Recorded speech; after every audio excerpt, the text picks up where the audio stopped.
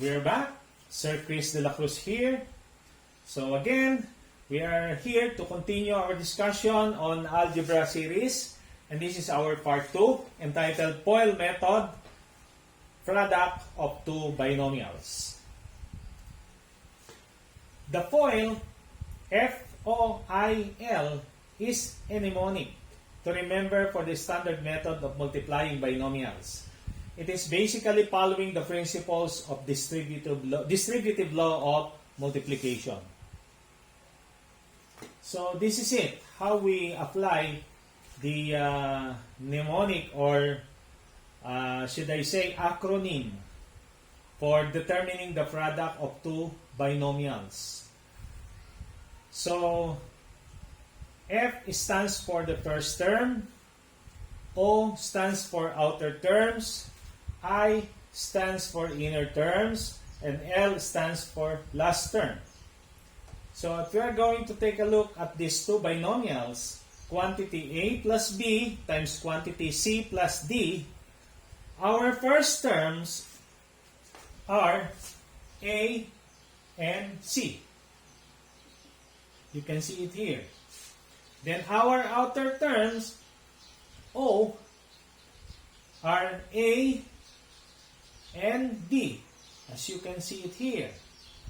Then the inner terms are B and C. It's here. And the last terms are B and D, as you can see it here. Okay? So this is actually our standard method, or standard procedure in solving or determining the product of two binomials like this one. So it's like here. The product of binomials A plus B times C plus D is equals to AC plus AD plus BC plus BD. Okay? So try to take a look at the diagram as well as the acronym FOIL. AC is our F. AD is our O. That is A times D. Then BC is our I. And then BD is our L. So that constitutes, or that completes our FOIL. F-O-I-L. Okay, so let's take an example. So x plus 2 times y plus 3. So this is our F. The first term, x and y. Now, next to F is O. So this is our outer terms, x and 3. But of course, we do not write x3. But instead, we write 3x. And then, next one is the I. That is 2 and y. And then, the last term is L. And that is the last term, that is 2 and 3. That's why it becomes 6. So, this is already our answer. But since in mathematics, particularly in algebra, there is a procedure or standard procedure to write our answer according to alphabetical order and according to the degree of exponent. That is why instead of xy here, we put 3x here. Because in alphabet, of course, x comes first before y. And the second term should be xy. The third term should be y term. And then, of course, our constant should be at the last. At the last of the last term in our answer. Okay? Next example. 2x plus 3y times 4x plus 5y. So again, using the FOIL method, so which is our first, that is 2x and 4x. Our O, that is 2x and 5y. Our I, that is 3y and 4x. And our L, 3y and 5y. So, let's multiply. 2x times 4x is 8x squared. 2x times 5y is 10xy. 3, this should be 12. I'm sorry. So 3 times 4 is equals to 12. So this should be 12xy. And then 3 times 5 is 15. So this should be 12. Okay? So therefore, our final answer should be 8x squared plus, let us introduce the correction. This should be 12. So 12 plus 10. So this should be 22xy plus 15y squared. And that is the final answer. That's already the arrangement. X squared, then xy, and then y squared.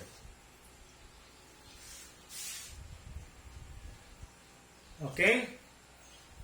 So here, another example, it's 22x squared plus 2 times 3x minus 3.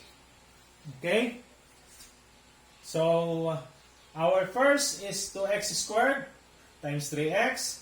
Our O is equals to 2x squared times negative 3. Take note to bring the sign, because this negative is the sign of this 3. That is why when we write 3 here, we also have to write the negative sign. Okay? And then this is our I, inner term, and that is 2 and 3x. And then our last term is 2, positive 2 and negative 3. That is why negative is already there. So, let us simplify.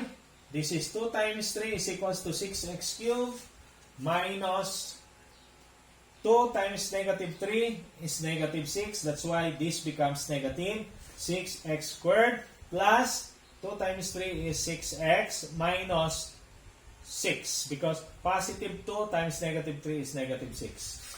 So it appears here that their coefficients are common. All the coefficients for this fourth term are 6, and therefore, in our final answer, we can bring out or factor out 6 times x cubed minus x squared plus x minus 1, and this should be our final answer. Okay? Okay, next example is x minus 2y times quantity 3x squared minus 4y squared. So, same procedure. Our first terms are x and 3x squared plus our outer are x and negative 4y. Again, don't forget to carry the negative when we transfer 4y squared. And then next is O, or outer. I, the inner. And the inner term is negative 2y times 3x squared. And of course, our last terms are negative 2y and negative 4y squared. So be very careful in terms of sign. If all the signs are positive, then there's no problem.